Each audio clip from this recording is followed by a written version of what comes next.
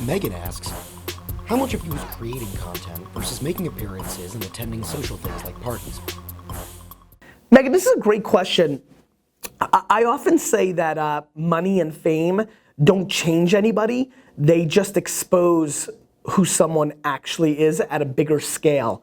And there's an enormous part of me that believes there's a lot of truth in that in technology as well, right? We're not making, people are like, I had this funny argument with this guy at Wine Library the other day where he was like, all these phones, the art of like talking to each other. He goes, I was in Starbucks. This was great. I was in Starbucks and everybody was head down. Nobody was talking to each other. I was like, where were you? He's like, New York. I'm like, all right, let's talk about this for a second. I'm like, do you think 13 years ago at Starbucks that people were just yapping with each other like, hey, brother? Great shirt. That's not how New York rolls, my man.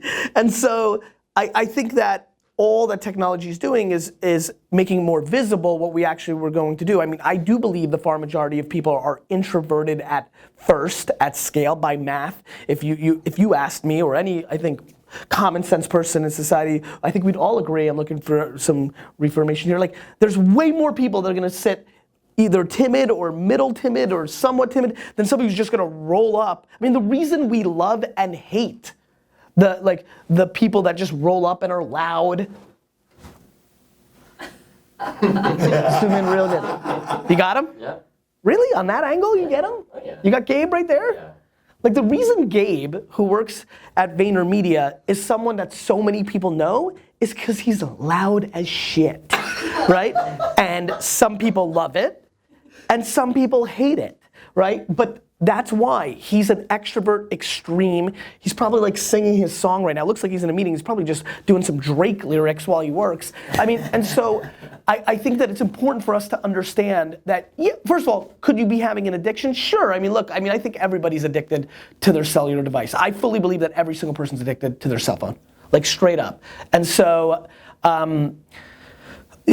maybe, but I would say this. I think that it's great for all the introverts or the people that don't like to party and don't like to go out.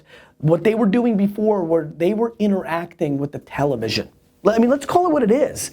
Or with like a very small group of one or two friends who equally were close in location to them and were like that. Now people can really communicate at scale with the people who have similar interests, find new people, and all that kind of stuff. And so, I think that you are fine.